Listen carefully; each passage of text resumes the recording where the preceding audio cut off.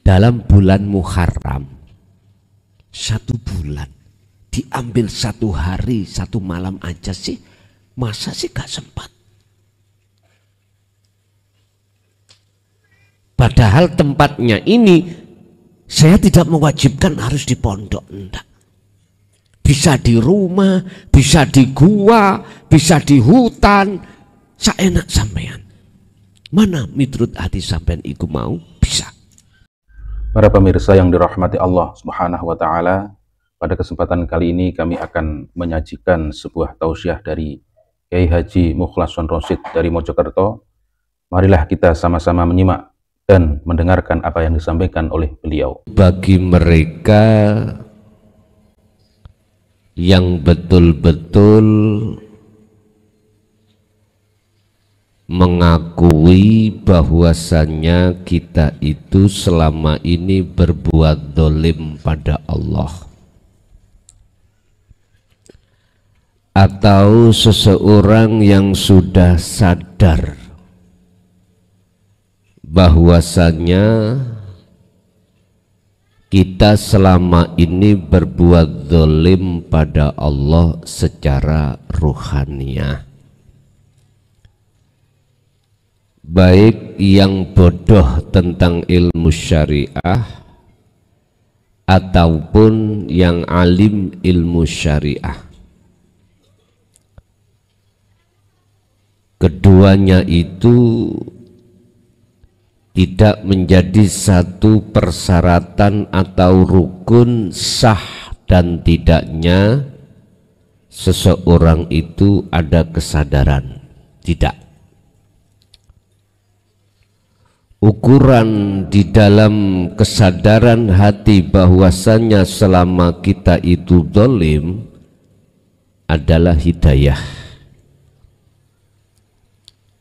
petunjuk dari Allah langsung masuk di dalam hati Anda dan hati Anda sadar kalau selama ini kita berbuat zalim pada Allah. Bentuknya apa kita zalim? Kita menjadikan selain Allah sebagai Tuhan. Yang ku maksud Allah itu bukan nama. Kita menjadikan yang ahad itu sebagai Tuhan.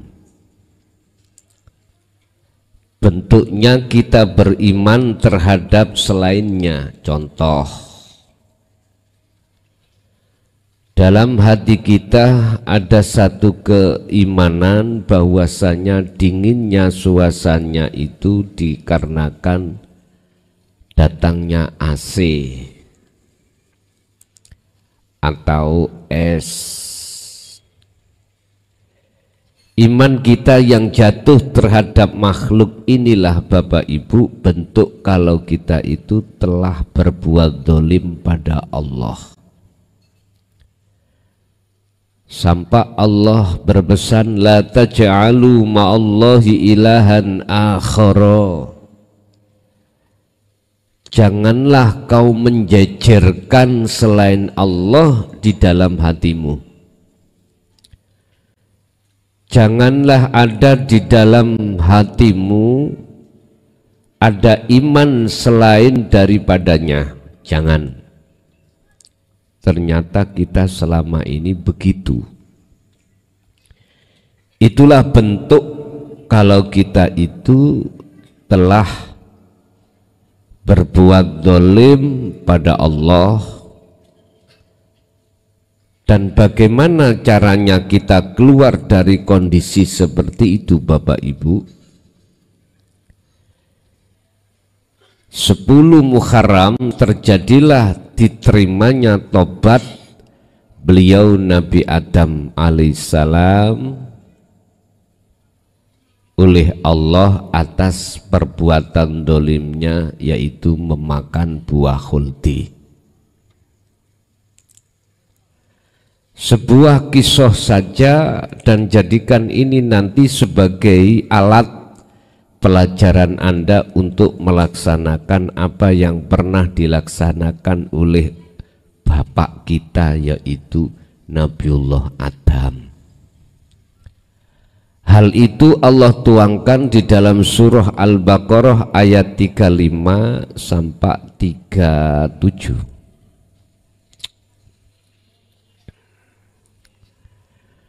Di mana Allah mengatakan terhadap beliau Nabiullah Adam, Adam, apakah kau suka terus hidup selamanya di surga? Injih. Sebab ketika kau hidup di surga, kau nggak usah kerja, nggak usah mikirkan apa yang kau inginkan, itu nanti dengan sendirinya ku datangkan. Bahasa syariat, Pak, ketika Nabi Adam menginginkan sesuatu, maka tidak menunggu besok, hal itu langsung datang. Penak nggih? Penak. Tidak terasa Anda pernah ngalami dikala waktu jenengan di alam gaib, alam nukot gaib, yaitu alam kandungan. Sampai jenengan sebelum akil balik kepingin opo wae, ada satu keinginan apa saja, Anda tanpa susah payah akan datang sendiri. Tanpa kerja terlebih dulu Anda nggak pernah. Anda tinggal ngomong sama orang tua, pengen makan ikan tahu, mesti datang. Bahkan di dalam kandungan pun ketika Anda tidak berucap ingin apa yang Anda butuhkan nutrisi, Allah sudah kasih. Lahir pun juga begitu, itu bentuk gambaran kinayah Nabi Adam ada di surga. Tapi satu hal Adam yang harus kau ingat-ingat, wahai manusia, satu hal yang harus kau waspadai, apa? Wala taqrabahati sajarah. Jangan pernah kau nanti akan kena tipu daya setan. Jangan. Bahasa syariat Nabi Adam tidak boleh untuk mendekat di dalam satu pohon, pada satu pohon. Jenengan nggak boleh mendekat terhadap kesenangan dunia. Ruhaniyah, bukan jasmania. Ini maksudnya begitu, Pak. Berhubung Nabi Adam, kisah ceritanya, ringkas cerita, beliau ini kena tipu daya setan, akhirnya dia harus memakan buah huldi. Itulah bentuk ruhaniyah Anda telah memakan buah huldi ruhaniyah. Bentuknya apa ruhaniyah memakan buah huldi? Menyenangi, bersukaria dengan perkara selain Allah. Yes. Berarti posisi kita itu yang ada di sini pendosa, Pak. Pendosa. Sama dengan Nabi Adam sebagai orang tua kita. Sama. Inti cerita Nabi Adam diusir Allah dari surga ke dunia. Kita mau makan, mau enak harus kerja dulu. Sama Adam juga begitu. Akhirnya Allah menurunkan wahyu terhadap Nabi Adam. Dalam surah 37 ayat 37 Allah berkata, fatalaqqa Adam, apakah kau ingin kembali ke negeri asal? Sekarang Anda tak jawab, tak tanya. Ini sasi Muharram. Kejadian Nabiullah Adam juga sasi Muharram. Gunakanlah nanti di dalam sasi Muharram ini, sasi Suro, bulan Suro bahasa Jawa,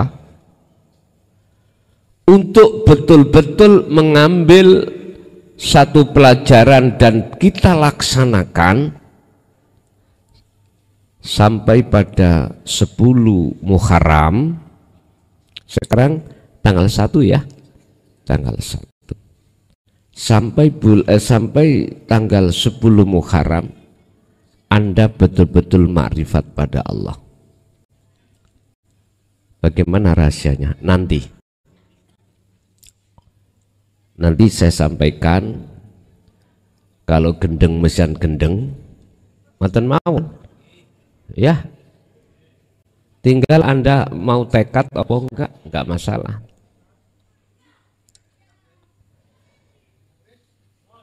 Nek pancen jenengan nanti gendeng, ya wis ikut terbaik.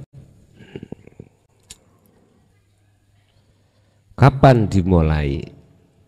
Terserah. Pokoknya Anda tutup tanggal 10. Sekarang tanggal 1. Ahad, Senin, Selasa, Rabu, Kamis, Jumat, Sabtu, Ahad, Senin, Selasa. Berarti malam Selasa ini sudah tanggal 10. Bisa? Pasti bisa. Ngantuk petunjuk. Saya nggak bisa 10 hari, saya bisanya cuman 3 hari. Monggo 3 hari.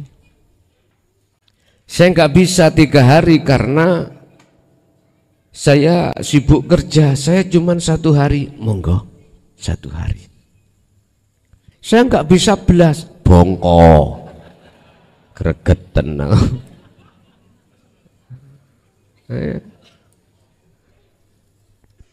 Terserah jenengan. Di mana tempat, di pondok, di rumah, dimanapun silahkan. Di sungai, di gua, atau dimanapun monggo. Sak kerso jenengan.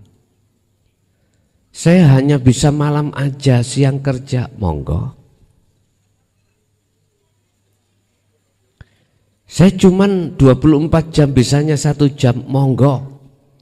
Pokoknya jangan belas sama sekali. Yes. Pun. Adam dalem Gusti. Kau ingin kembali ke rahmatku. Bahasa syariat, kau ingin kembali ke negeri asalmu, syurga. Injih Gusti. Apa Adam? Loro kabeh kula wonten donya. Aku mencintai si A, ternyata si A mati. Aku ditinggal terlebih dulu. Sakit hatiku. Aku mencintai anak, mohon maaf, ternyata anak kepada saya menyakiti aku. Saya kerja siang malam untuk menjadi orang yang kaya, untuk berkecukupan sandang pangan papan di tengah keluarga, sudah kaya, semuanya tercukupi bahkan lebih, ternyata saya disakiti oleh kekayaan itu dengan bentuk dihabiskan Allah lewat dicolong maling. Nah, lepas daripada itu ternyata semua yang kukumpulkan ternyata pisah dengan saya, dengan bentuk kematian saya. Harta waris yang saya tinggalkan ternyata dibuat royoan atau rebutan oleh ahli waris. Akhirnya ahli waris tidak ada rukunnya, dibuat untuk maksiat pada Allah. Injih kula pegel wis ning dunya. Oh ngono. Oke. Jikalau kau ingin betul-betul hatimu untuk kembali kepadaku, kata Allah, fatalaqqa Adamu mir rabbihi kalimatin, kau harus terima wahyuku. Pak, ini wahyu, Pak. Wahyu itu dijamin kemurniannya, dijamin kalau datangnya itu hanya dari Allah, dari Tuhan, bukan dari makhluk. Mana yang disebut kalimat atau wahyu, itulah pendidikan, pengetahuan, ilmu tentang bagaimana caranya ruh panjenengan ini keluar dari penghambaan terhadap selain Allah. Tadinya kita diperbudak oleh suami, istri, anak, harta benda. Akhirnya waktu demi waktu kita sibukkan hati ini bersenggama, berkasih mesra dengan semuanya itu. Inilah yang disebut orang yang paling merugi. Ini waktu demi waktu hati kita curahkan, diperbudak oleh selain Allah, sehingga sibuk hati ini berkasih mesra dengannya, sampai Allah memberikan satu pernyataan dalam sumpahnya, wal asri, demi masa, innal insana, sesungguhnya banyak manusia, itulah fi husrin, di dalam kerugian yang besar. Ya ini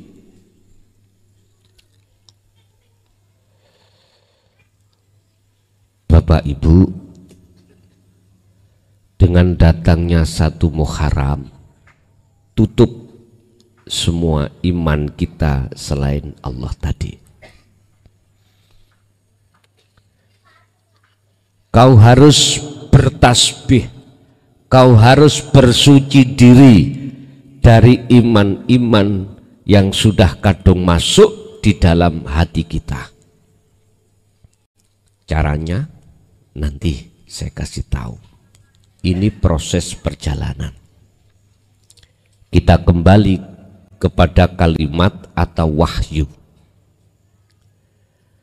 Setiap apa yang Allah sampaikan dan kau terima di dalam hatimu terkait masalah dinut tauhid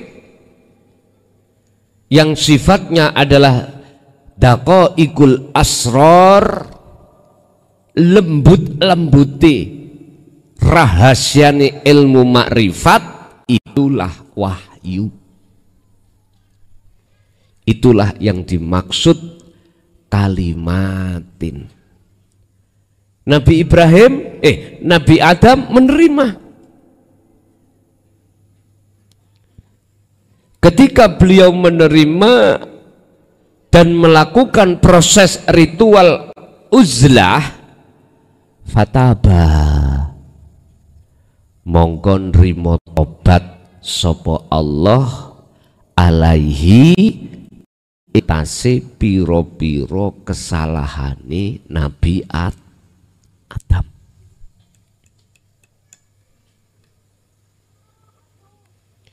Jenengan nanti kalau sudah melakukan tindakan apa yang kukatakan nanti dengan bentuk jenengan muraqabah dan bertemu Allah, maka itulah yang dimaksud proses perjalanan Nabi Adam kembali kepada Allah.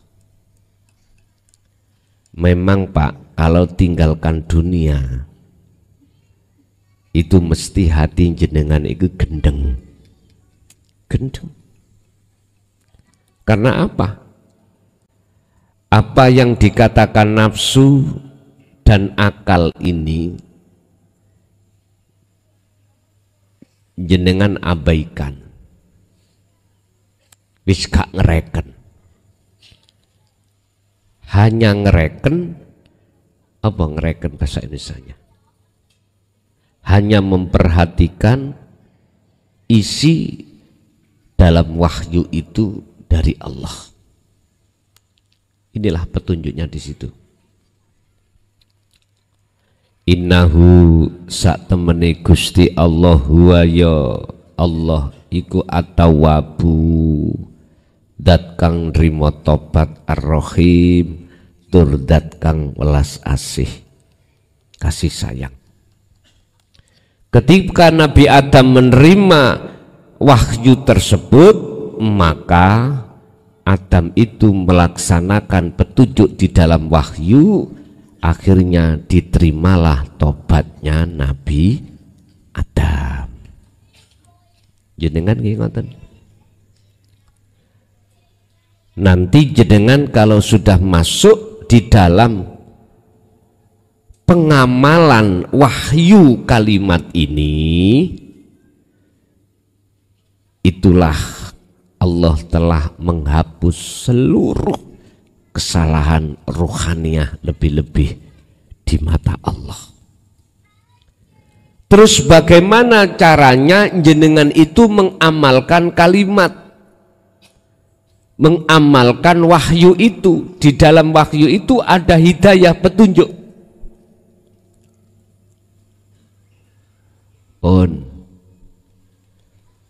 Cara untuk meninggalkan iman selain Allah yang sudah kadung masuk di dalam hati, Allah terangkan di dalam surah Al-Baqarah juga.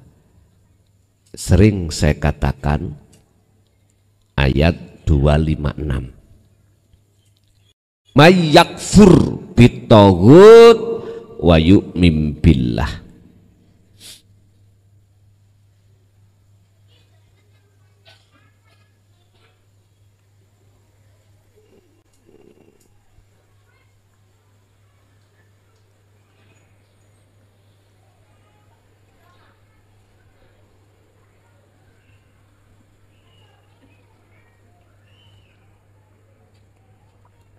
Ini Pak, wa may yakfur bitaghuti wa yu'min billah. Barang siapa yang tinggalkan iman selain Allah yang ada di dalam hati kita yang sudah kadung masuk, maka wa yu'min billah, maka imannya dia hanya pada Allah. Ayat ini bisa saya artikan gini: barang siapa tinggalkan selain Allah, maka dia pasti akan bertemu Allah. Bisa saya artikan seperti itu. Terus caranya bagaimana? Pun sampai dengan duduk, Yang tua-tua nggak bisa duduk karena punggungnya itu nyeri, atau jenengan yang nggak bisa duduk dikarenakan ada sakit, bisanya namung di tempat tidur berbaring, udah. Apa yang digagas akal dalam diri Anda, tutup. Cara menutup, caranya menutup, hatimu bukalah untuk melepaskan keakuanmu sebagai makhluk yang wujud. Lepasan. Atau tidak bisa melepas wujud, lepaslah keakuanmu sebagai makhluk yang bernafas, yang melihat, yang mendengar, ataupun yang berafal dalam diri Anda. Lepas. Cara inilah Anda akan bisa menutup lobang-lobang yang digunakan nafsu lewat akal untuk mempengaruhi hati. Akhirnya akal jenengan sudah tidak lagi memikirkan perkara urusan dunia. Lebih baik jenengan memejamkan mata sebagai pembelajaran. Kalau sudah terbiasa, nggak usah pejam mata, nggak apa-apa. Setelah Anda melewati masuk di dalam alam kefanaan, alam peniadaan diri sebagai makhluk, maka Anda akan mengalami satu kejadian ruhaniyah Anda itu masuk dalam satu wilayah yang Anda itu goblok dadak. Tahu goblok dadak? Wilayah di mana jenengan ini sudah nggak sadar diri. Hatimu sudah nggak sadar diri. Inilah yang dimaksud fi ardil humul, bumi humul, bumi sepi. Humul itu sepi, berarti bumi kefanaan. Anda nggak usah takut. Apapun yang nanti diterjadikan Allah jenengan ini, jangan pernah mundur sejengkal, jangan pernah.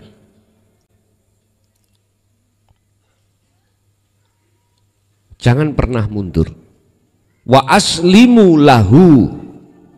Udah, pasrahkan semuanya itu apa kata Allah? Apa kata Allah? Bah gendeng gak waras, bah gendeng waras monggo. Maksudnya gendeng gak waras itu ya napa?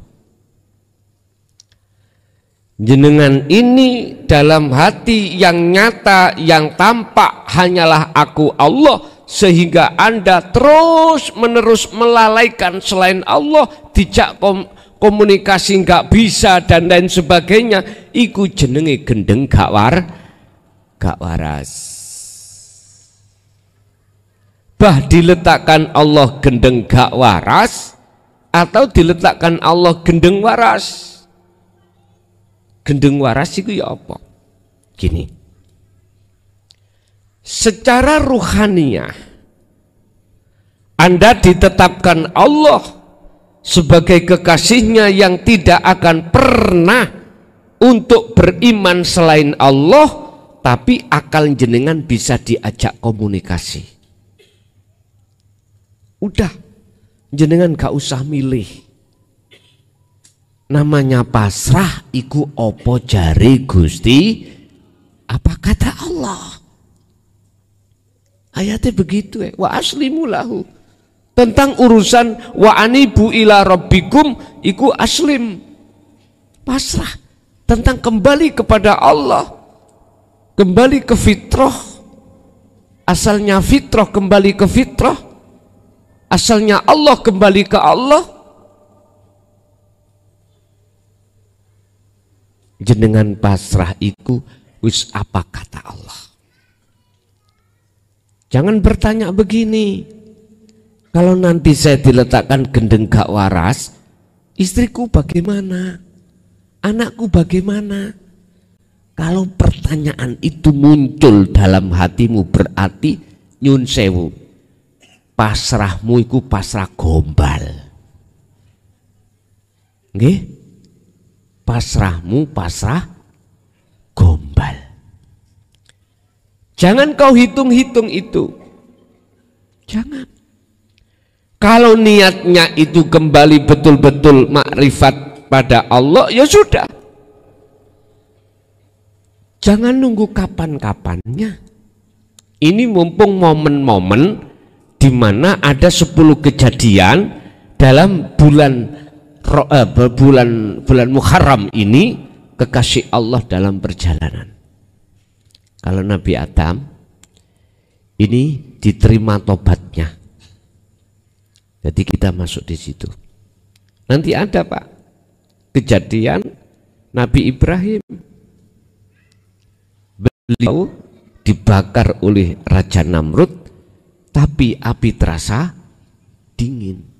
Dicoba nanti pengurus golek kayu sing sak truk, jenengan gendengo terus dicengklungno gunung. Ndak, itu kinayah Pak, itu kinayah. Sebetulnya kinayah atau isyarah.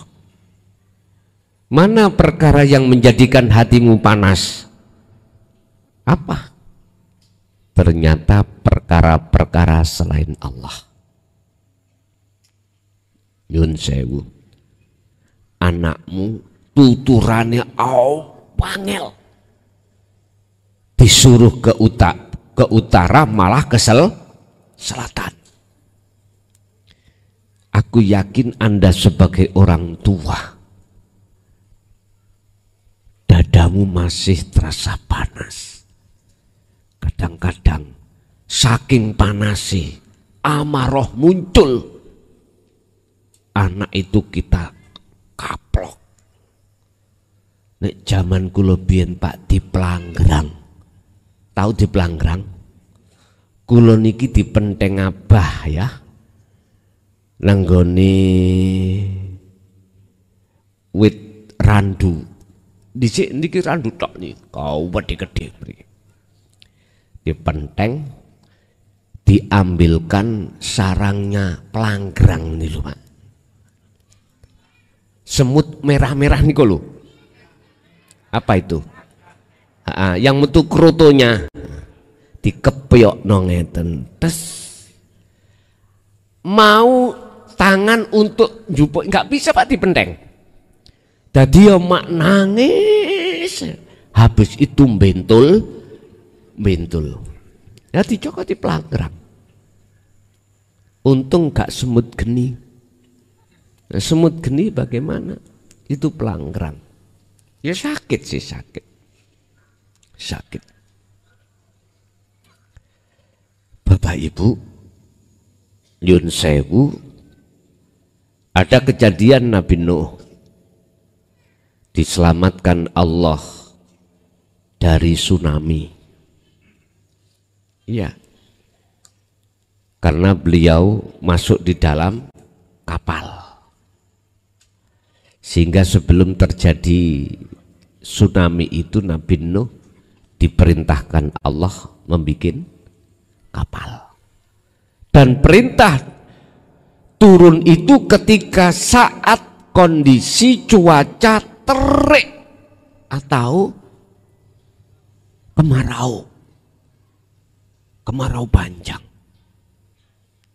Akhirnya apa? Kaum itu mengatakan bahwasannya si Nuh ini orang gendeng. Lu nggak ada hujan, nggak ada apa kok bikin perahu. Tapi beliau diam aja. Nanti kau kalau tahu lah, kau akan berkata lain. Sampak pegeli, sampak jengkelnya kaum Pak terhadap ajaran Nabi Nuh. Kapal itu disingi, dibeoli oleh masyarakat, oleh kaum. Tapi suatu saat masyarakat itu jatuh sakit. Akhirnya Allah berwahyu kepada Nuh. Nuh, kalau kamu pingin waras sembuh, tae emang kongkon gawe obat. Tae kongkon gawe obat. Allah ya Karim. Itulah maksud siapa yang menanam dialah yang menuai. Udah kembali kepada wahyu. Yang dimaksud wahyu itu adalah keterangan yang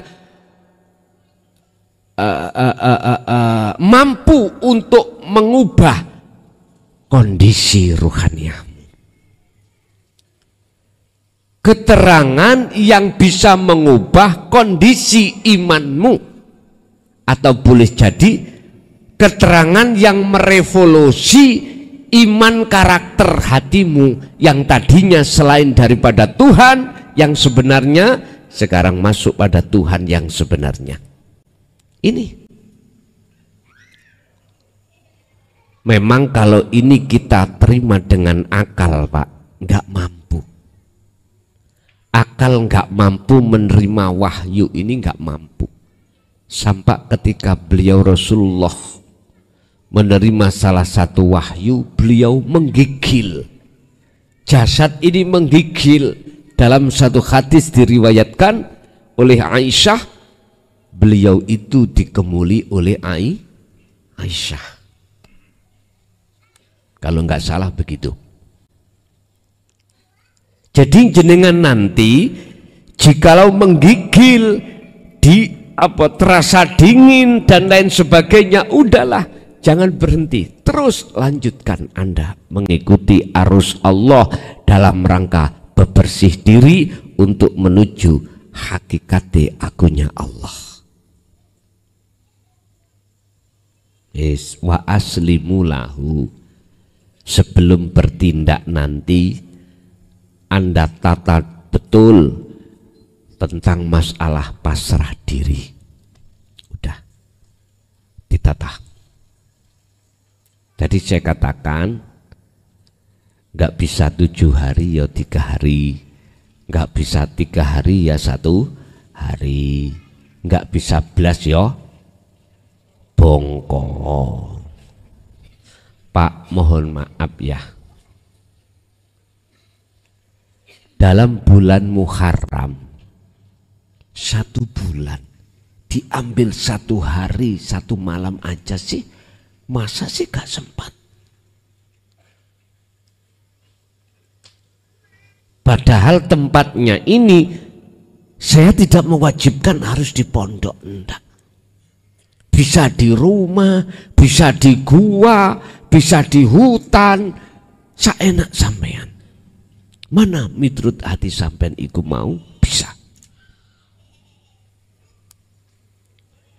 Bahkan sampai nggak bisa siang, saya malam dok. Ya udah, malam aja. Karena siang kita kerja, malam. Sampai begitunya sih Allah itu. Murahnya sampai begitunya. Sebab perkara apapun yang berkenaan dengan dunia itu nggak ada gratis Pak. Cuman satu yang gratis. Perkara Allah. Ini gratis. Coba sampean lihat perkara urusan dunia. Mesti ada hitungan. Mengapa ada hitung-hitungan? karena di dalam hati kita masih merasa kita yang melakukan. Hanya Allah yang tidak mau dibalas, hanya Allah. Setiap saat dan waktu, setiap detik Anda dilayani Allah lewat nafas, itu pun kita tidak mau tahu kalau itu dari Allah. Kita nggak punya etika. Inilah potret banyak manusia seperti ini, Bapak Ibu. Itulah Allah gratis. Nggak ingin Allah dibalas, apapun nggak ingin. Kalau toh ada ayat yang mengatakan olehnya Allah menciptakan jin dan manusia semata-mata itu untuk menyembah Allah, itu kembali kepada dirimu, bukan manfaatnya pada Allah. Kembali pada diri kita masing-masing. Allah itu laksana matahari, Pak. Apa yang telah dinyanyikan oleh anak kecil itu tentang kasih ibu. Kasih ibu kepada beta tak terhingga sepanjang masa, hanya memberi tak harap kembali.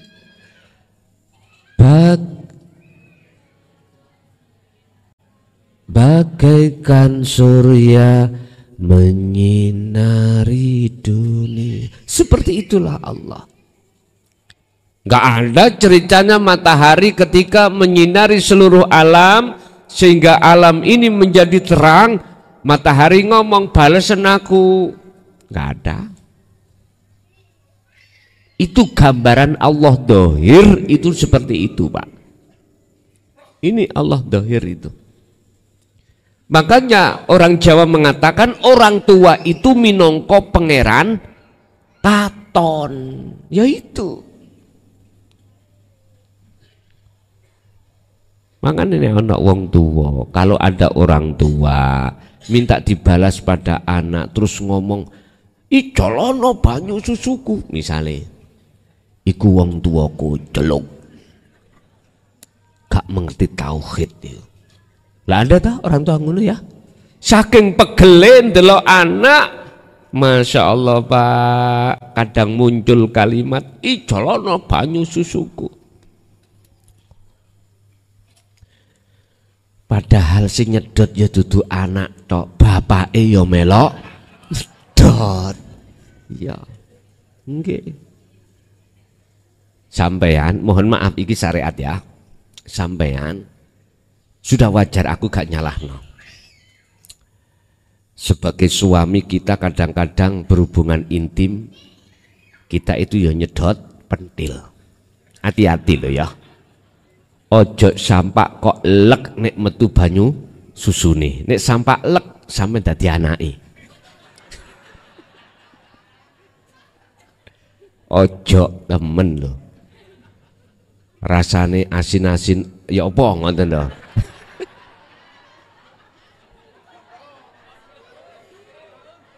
Tahu Gus sampean gelek lho. Terus bojo kula nek gak ngono gak marem. Wis gak apa-apa. Sing wis ndek bojo lho ya. Niki kan pendidikan seks niku kan ya penting. Harus diajarkan juga biar nggak salah. Ngeten loh. Pun belakrak untuk gunungnya apa itu. Pun Allah nggak pernah minta jenengan bales. Allah nggak butuh Anda menyembah, enggak. Walaupun ayatnya illa liya'budun,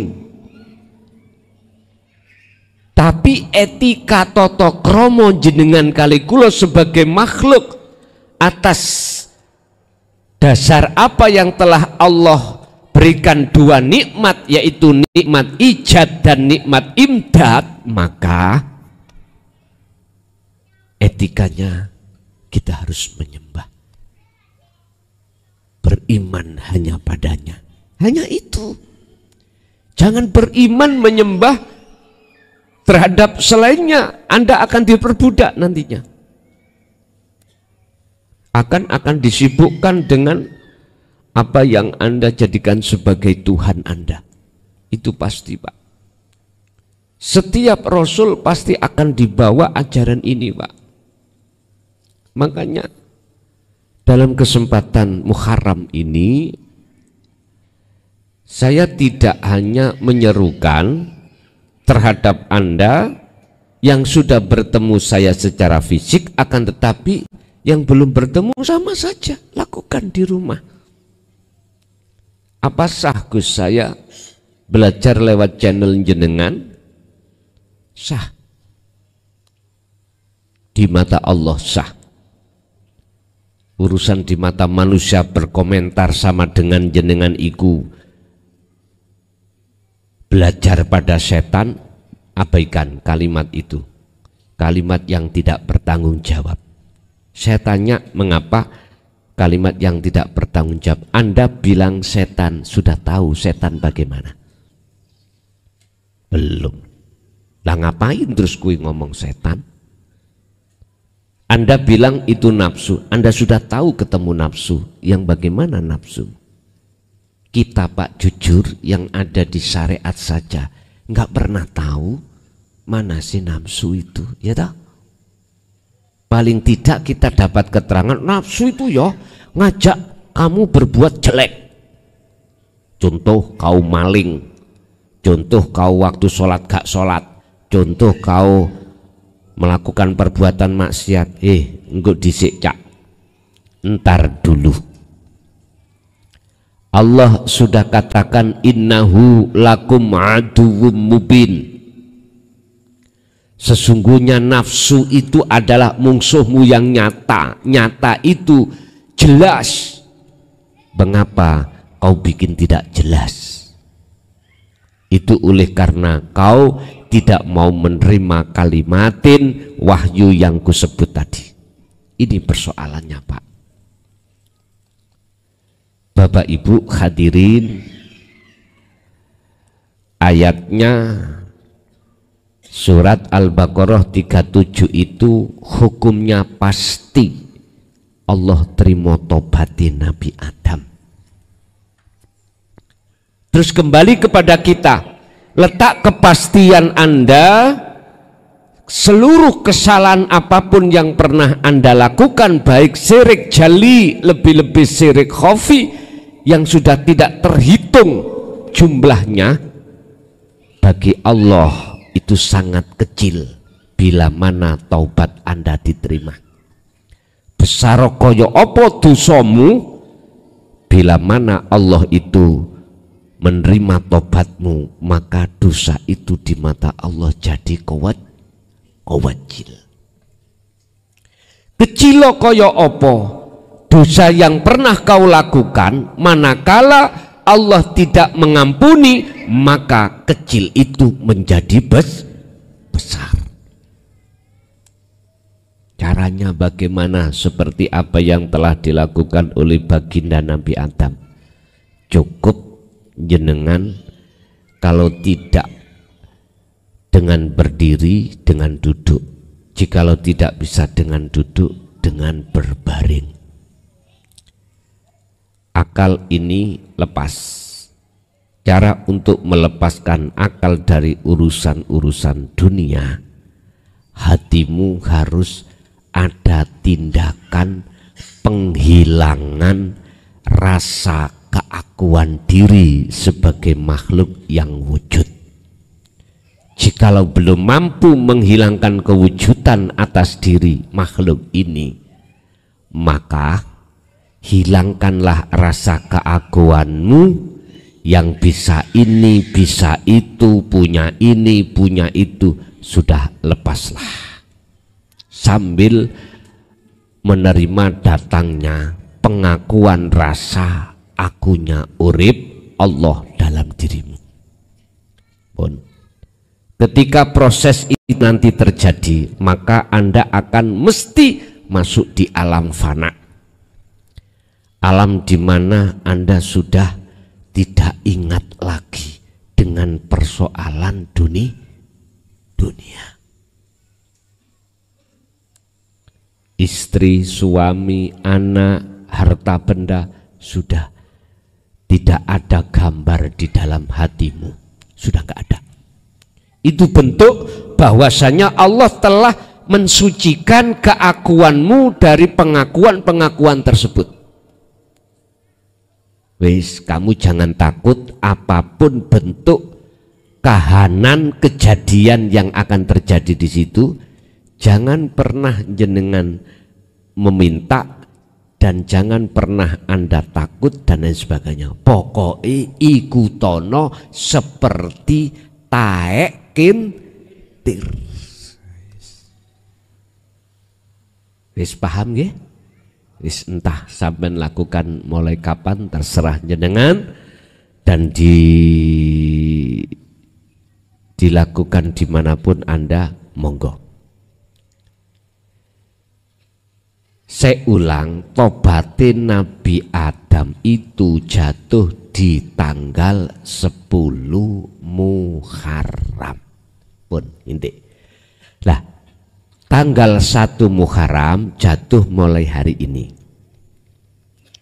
Kita pakai Komariah bukan Samsiah, Pak. Kalau Komariah itu diawali dari hurubus Samsi. Surupe srengeng tenggelamnya matahari. Berarti maghrib tadi itu jatuh 1 Muharram. Maghrib tadi. Ya. Nanti tanggal 2-nya besok Ahad niku maghrib itu berarti 2 Muharram. Ini kita pakai hitungan Komariah. Komariah itu apa? Bulan Hijriah. Kalau Samsiah umum itu jatuhnya jam 12 malam. Sret ngalih jam 12 mulai pagi. Pagi iku mulai bukae dino. Tapi kita umat Islam khususnya memakai Komariah. Wis itu aja, Pak, yang bisa kami sampaikan. Ingat, kita itu selalu dilayani Allah, dan sadarilah semua apa yang Allah layani terhadap kita semata-mata bentuk nikmatul ijad dan nikmatul imdad.